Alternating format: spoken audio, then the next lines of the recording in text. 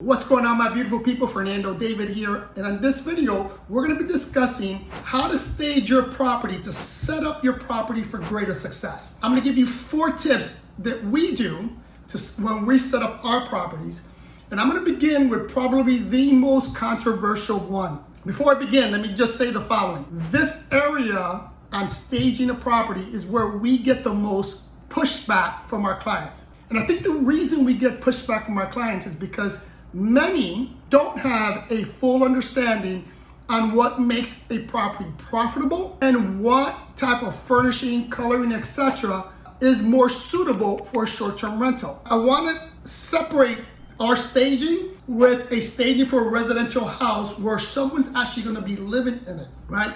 There's a big difference between a short-term rental house that you're using to make money on for profit versus a house where you're going to be living in. And I want you to keep in mind a couple of things. When you're going to set up a house, you have to remember that you are not the client, right? You're not the target audience you're trying to attract. It is the vacationer, it is the business person. Depending on where you live or where you're setting up your vacation rental, you have to figure out what's suitable for that market. So having said that, let me begin with the most controversial one, and that is more beds equals more heads equals more money. I'm sure you heard that saying before. There's a lot of quote-unquote gurus out there that are constantly preaching that. I am here to tell you that is not the case. In fact, I think it's the opposite.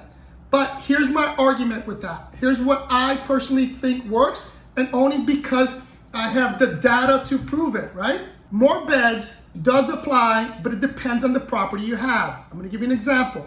If you have a property like a cabin where it's open space, where you have multiple floors, where you have more than 3 bedrooms, then you can add additional beds because it's appropriate for that property. And a cabin, a large cabin or a large house has the ability to withstand more people, right? Because one thing to keep in mind, the more people you have or the more beds you have, the higher your operating cost is going to be. Here's where I see people make a mistake, or where the mistake is done is when you have a 1 bedroom, a 2 bedroom, even a 3 bedroom small house, and then you try to put 4 or 5 beds in there. That doesn't work, people. It doesn't look good. It's not appealing when you walk into a property. When you go into 1 bedroom and see 3 or 4 beds or double bunk beds that's commonly used in these type of properties. And then when you have a smaller property, if you have multiple people or more people than that property can withstand, then that's a problem. It's not a benefit. Again, more people equals more operating costs because you're going to have more laundry. They're going to be your water usage is going to be higher. Your electrical usage is going to be higher. So, and you're going to have more maintenance as a result of that. So if you're going to put multiple beds or more beds, for example, if you have 3 bedrooms or 4 bedrooms and you want to put more than 4 beds in there, make sure it's appropriate to do so. Don't just do it to do it, because that doesn't work.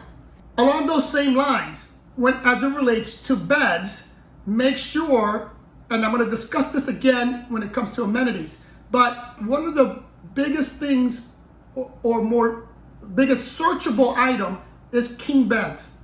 King beds do make you more money because a lot of people search for king beds.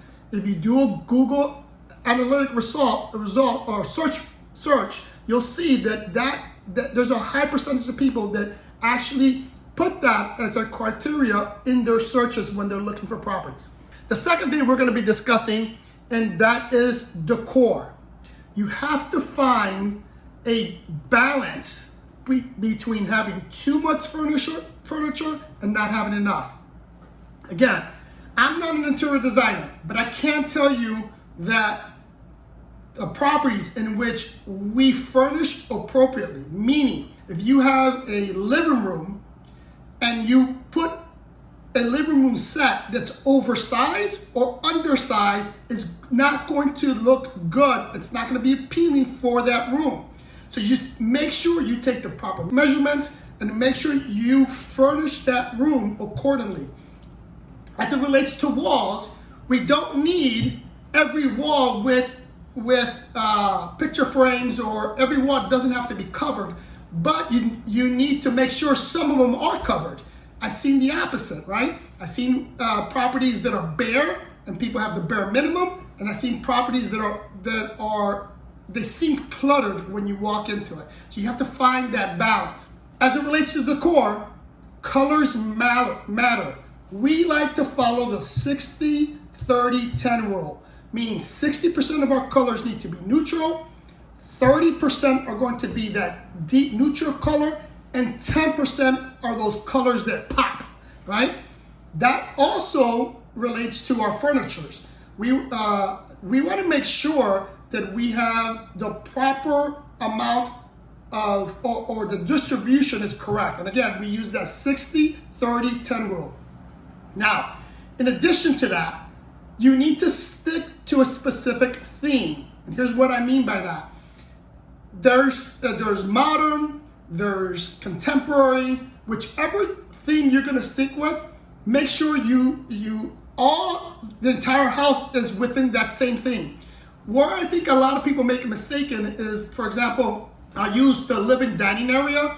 They'll buy a contemporary dining set, but a modern living room set. They don't match, people. They need to match. There needs to be a flow, right, with the decor.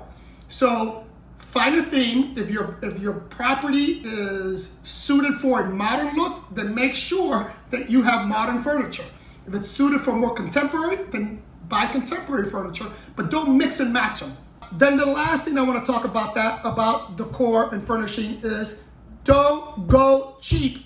In the long run, it's going to cost you a lot of money if you do. You want to buy high quality furniture, especially for beds and or living room set. I can't tell you how many times when we first got into this business, we went cheap, meaning we bought our furniture from IKEA, for example, which the furniture looks good, but the quality is not there. And we were constantly replacing our bed frames, we're constantly replacing the legs on our sofas. So make sure that when you buy something that it is high quality and is durable and solid, right? Along those same lines, don't buy or try to avoid anything that has a cloth materials. For example, your sofa, and more importantly, your beds. I'm gonna talk about the beds first. One of the biggest things you need to have on your mattresses, and I mentioned this on other videos, is mattress protectors, right? We want to avoid bed bugs at all costs. Many of you do a good job of protecting the mattress, but one of the things you need to understand is that bed bugs don't just attach to the bed itself, they'll attach to the headrest.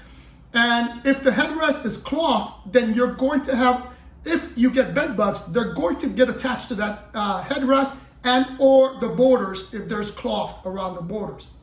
So try to avoid that. In living rooms, the same reason. You want to avoid cloth material because they get dirty quicker, they absorb odor, and you're going to be spending a lot of time cleaning that. And at the end of the day, within a year or two, you're going to have to replace it because you could only clean it so many times before it starts to look horrible. And then the next thing I want to discuss, amenities. What kind of amenities you want for your properties? Here's some of the big highlights that you should have on your property as it relates to amenities. If you do a search of the top 10, 15 properties in your area, you're gonna find out that most have the following. Number one, and I think it's the most important thing, is outdoor furniture. They have high quality outdoor furniture, and they have an outdoor space that's usable for our guests. Guests don't want to come to your property to spend all their time indoors. So if you provide a nice outdoor environment for them, then that's going to give you the probability that you're going to have a more satisfied guest is there, and more importantly, the probability of you getting booked is going to be there if you provide a nice outdoor space. Along those same lines, on the outdoors, Pools are nice. I'm not a big fan of pools because of the maintenance, the liability aspect of it. But a good substitute is going to be a hot tub.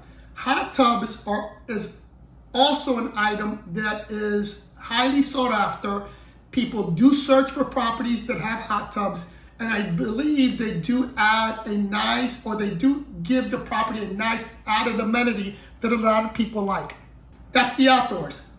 Inside, again, some of the amenities we already kind of discussed, but you want to have a king bed and high quality mattresses in all your beds. The last thing you want to do is buy a cheap mattress, because people will complain about the mattress. If you start reading reviews, you're going to see that a lot of people do comment on the quality of the mattress. Having said that, you're not going to satisfy everyone on the mattress. What you don't want to do is buy something that's too firm or too soft. Just find something in the middle, because that's going to appease the majority of the people. But again, you're not going to make everyone happy when it comes to the mattress. But don't go cheap on the mattress. The next thing I want to discuss is coffee stations. You should have a nice setup for your coffee, and you should provide that as an amenity, right? Free coffee, free tea. The setup for your coffee station should be really, really nice. The next thing I want to discuss is office space.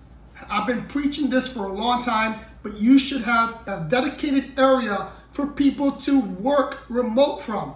Even if you don't have a separate room, find an area within the property in which you can put a desk, a printer, your modem, so that people can attach directly to your modem. But that, I think, is critical in today's day and age. And the last thing I want to talk about is high-speed Wi-Fi. There is absolutely no reason why you should not have high-speed Wi-Fi in your property. Well, my people, I hope this information was useful. If it was, do us a big favor. Hit the like button, share this information, follow us on Instagram. I love you guys, and I'll see you in the next one.